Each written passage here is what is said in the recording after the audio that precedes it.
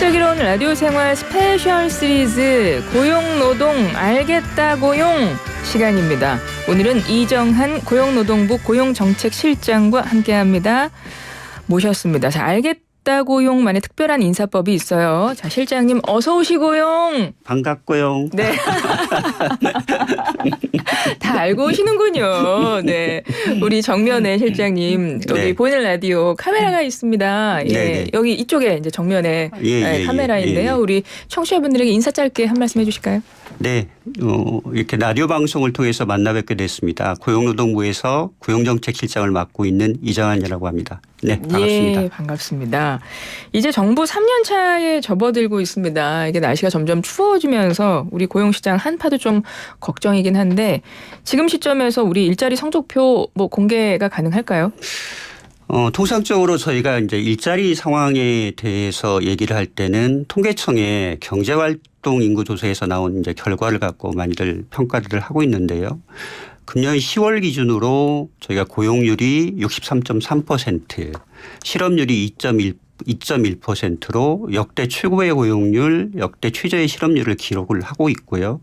그다음에 32개월 연속으로 취업자는 좀 증가하고 있어서 양적 고용 지표의 개선세는 뚜렷하다 이렇게 말씀드릴 수 있을 것 같고요.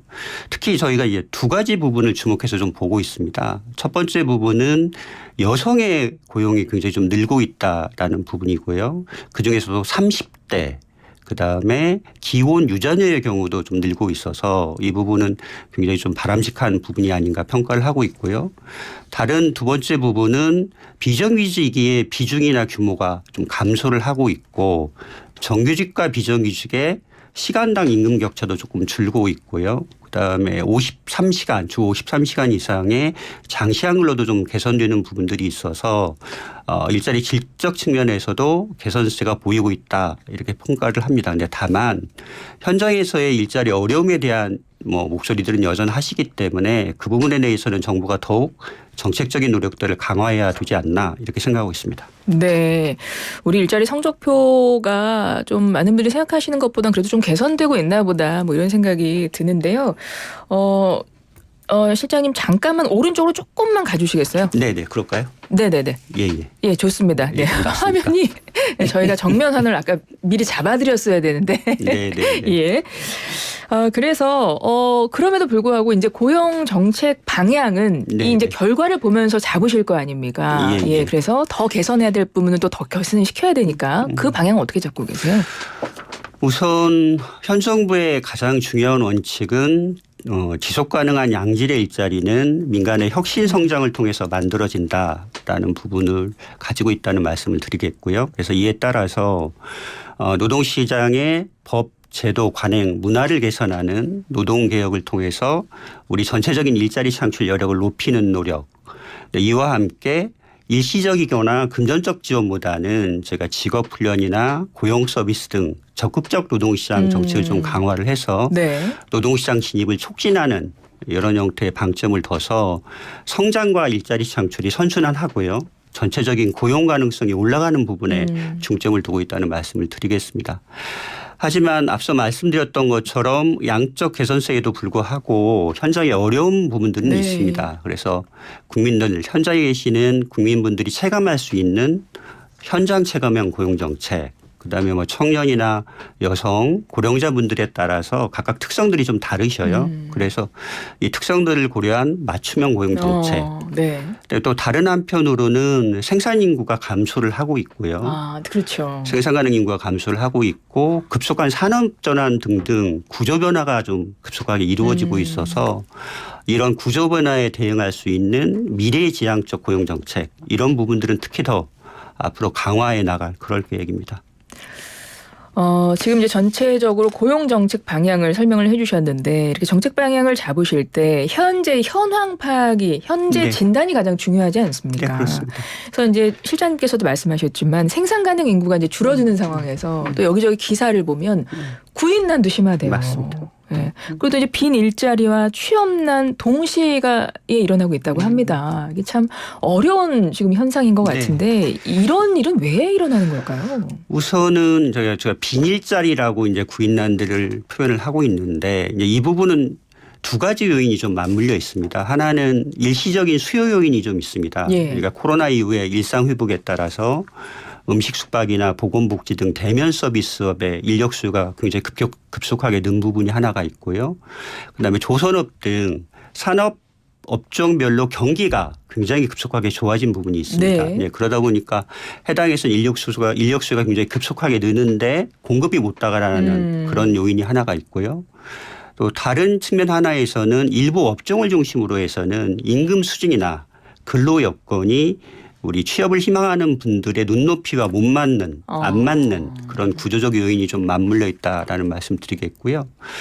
그다음에 취업난과 관련해서는 특히 청년층을 중심으로 최근에 약간 취업의 패턴 변화의 부분에 좀 주목할 부분은 수시 경력직 채용이 좀 많아진 부분이 있습니다. 신입 채용보다는. 신입 채용보다는 이제 수시 경력직 채용이 좀 많아지다 보니까 상대적으로 취업의 문이 좀 좁아진 느낌들을 가질 수 있는 부분들은 좀 있는 것 같고요.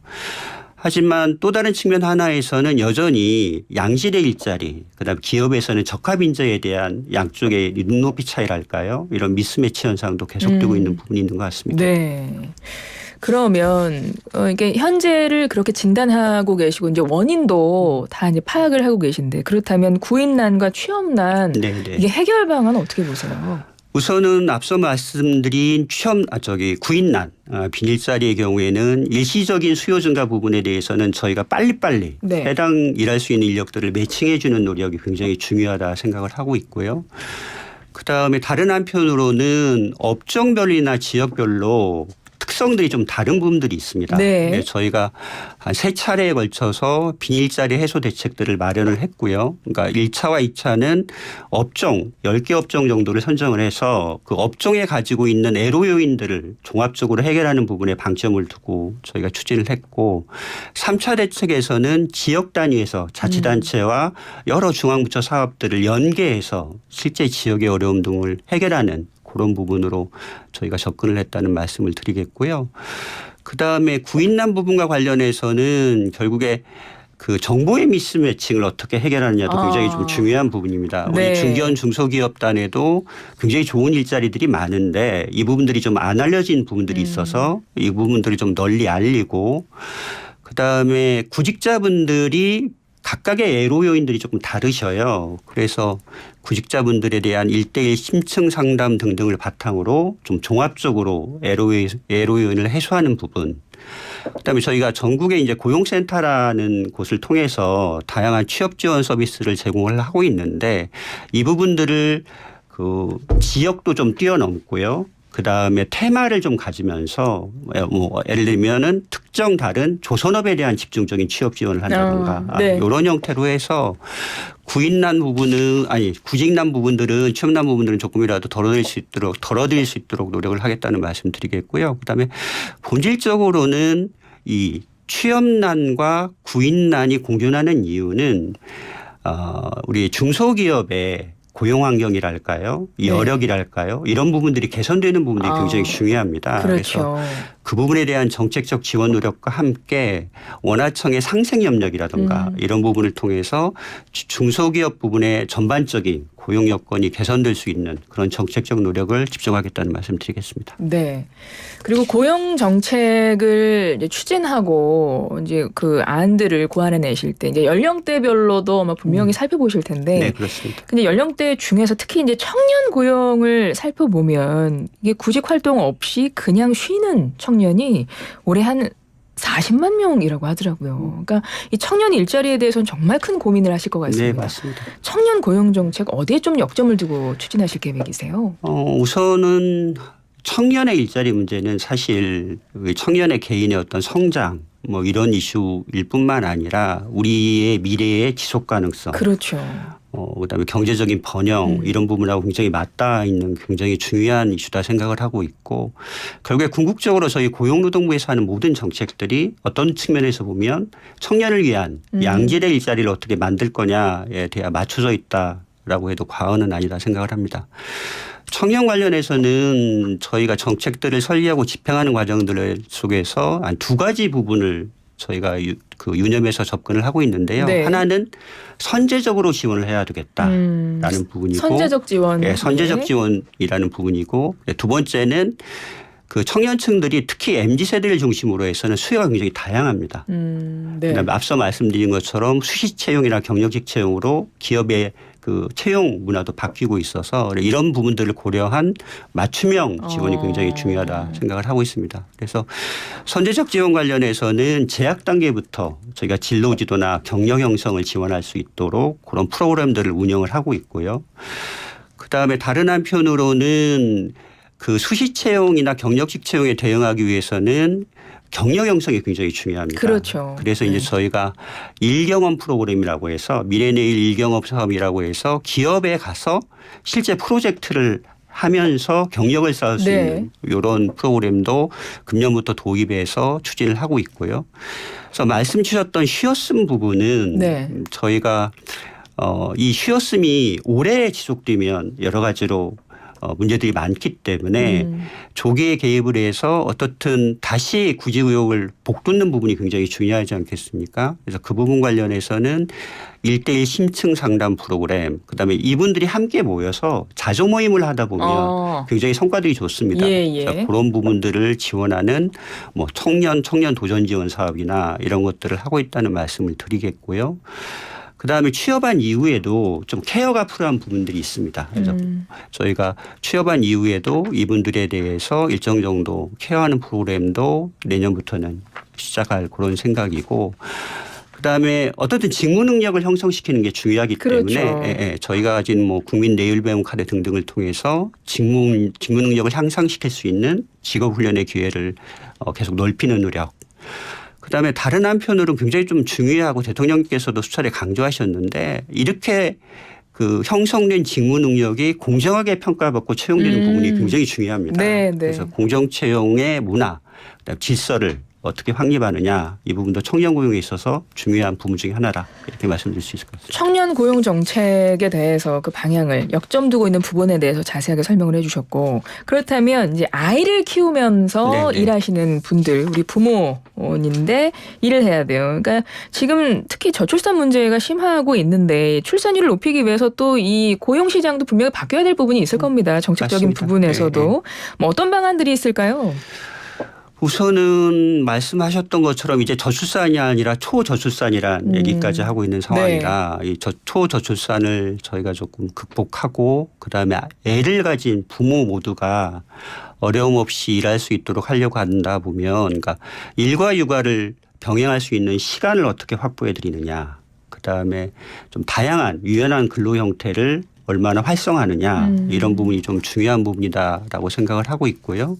근데 다만 이제 아이의 연령대에 따라서 조금씩 수요가 다른 부분이 있는 것 같습니다. 우선은 영유아 때는 아무래도 누군가가 전일제 보육을 해야 되는 상황인 건데, 이때는 부모의 맞돌봄이 굉장히 중요하다 생각해서 저희가 그간은 이 부모 양쪽이 다 육아휴직을 썼을 때 3+3이라고 해서 3개월간 집중적으로 지원해 주는 제도가 있었는데요. 이거를 6+6으로 3개월을 더 늘리는 형태로 해서 맞돌봄을 확산시키는 노력을 하려고 하고 있고요.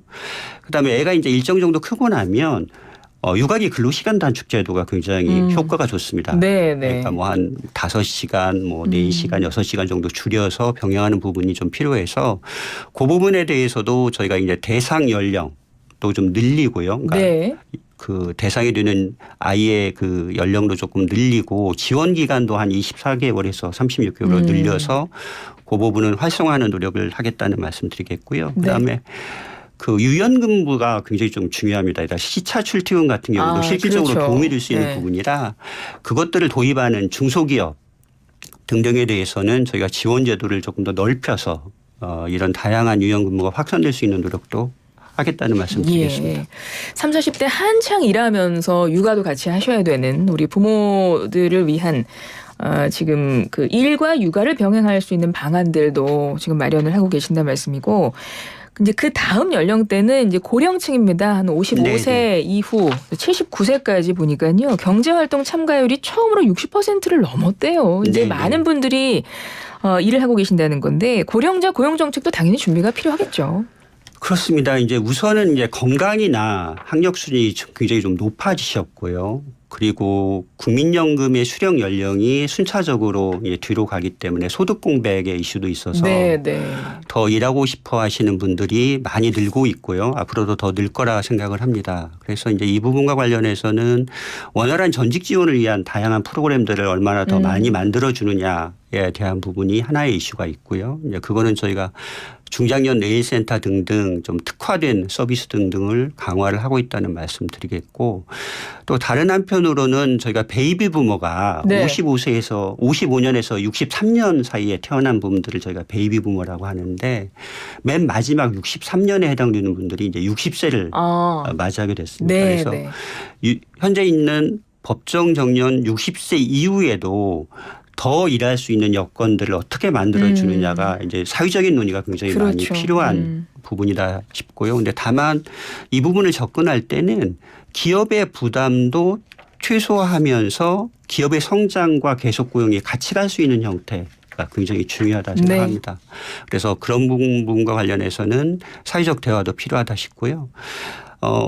우리보다 먼저 고령사회를 경험한 일본의 사례가 저희한테 굉장히 좋은 벤치마킹 기회를 제공하고 있다 싶은데요. 일본은 법정 정년은 60세인데 네. 다만 65세까지 2006년부터 정년을 연장하거나 계속 고용, 재고용을 시키거나 아니면 정년을 폐지하거나 셋 중에 하나를 해라 네. 라는 부분을 의무화를 했고 그게 상당히 성과를 거두고 있습니다. 그래서 해당 부분 관련해서는 저희가 천착할 부분들이 좀 있다 생각하고요. 그거는 되게 단계적으로 갔다. 그다음에 두 번째는 기업한테 많은 옵션을 둬서 기업 부담을 최소화했다. 세 번째는 임금체계 개편과 연동해서 임금 부담을 실질적으로 줄이는 노력도 함께했다라는 부분이 있어서 앞으로 사회적 대화가 활발하게 이루어지는 과정들 속에서 일본 사례 등등을 잘 감안해서 앞서 말씀드린 선순환이 이루어질 수 있는 그런 부분으로 정부가 적극 지원하겠다는 말씀 드리겠습니다. 알겠습니다. 오늘 정말 그 고용 정책 어떻게 방향을 잡고 계신지 좀 자세하게 설명을 들을 수 있는 시간이었는데요. 지금 시간이 이제 다 돼가지고요. 여기까지만 좀 말씀을 드려야 되겠습니다. 이정한 고용노동부 고용정책실장님이었습니다. 고맙습니다. 네, 감사합니다.